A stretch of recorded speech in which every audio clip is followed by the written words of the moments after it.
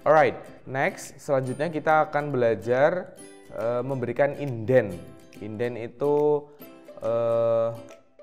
ketika teman-teman membaca teks yang berparagraf banyak, bagian awal paragraf biasanya agak geser ke kanan gitu ya. Geser ke kanan, agak berbeda jarak barisnya, biasanya rata kanan kiri, dia di bagian atasnya agak masuk gitu ya, agak geser. Nah, itu namanya indent.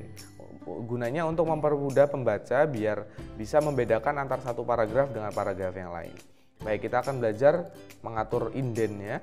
Dia masuk di bagian paragraf. Oke, masih pada pengaturan paragraf.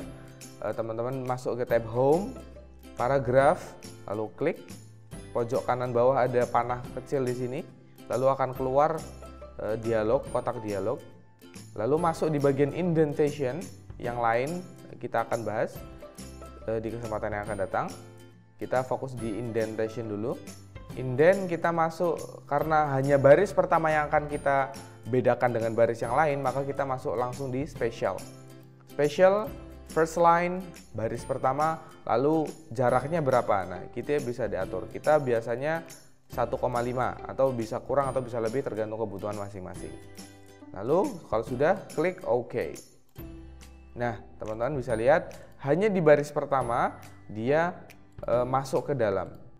Ketika kita memasukkan paragraf baru, tekan enter, maka otomatis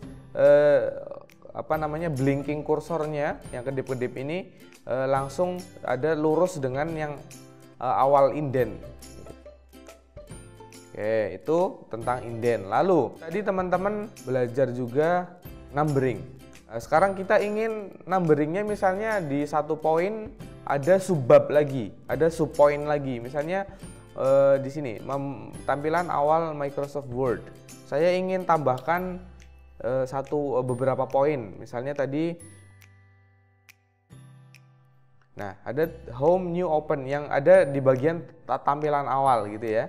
Tampilan awal ketika kita membuka Microsoft Word tadi. Nah, kita ingin ini 3 poin ini menjadi bagian dari yang kedua ini. Maka kita bisa seleksi ketiganya. Oke.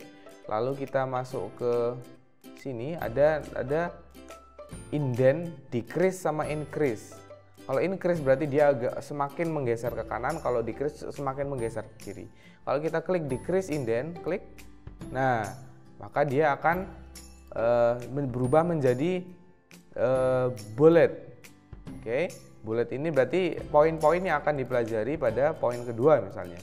Tuh, berarti ini 3 poin ini menjadi bagian dari ini. Atau kita bisa ubah ke sub indent yang lain, gitu ya. Kita bisa klik di sini. Kita kasih ABC misalnya. Karena tadi nomor, kita di sini ABC. Nah, kita melihat sudah berhasil menggeser indentnya. Ketika kita geser, dia akan kembali ke awal tadi, hanya karena kita sudah rubah formattingnya maka dia berubah. Kalau kita geser lagi, kita ubah ke ABC misalnya, maka dia akan berubah. Begitu tentang indent.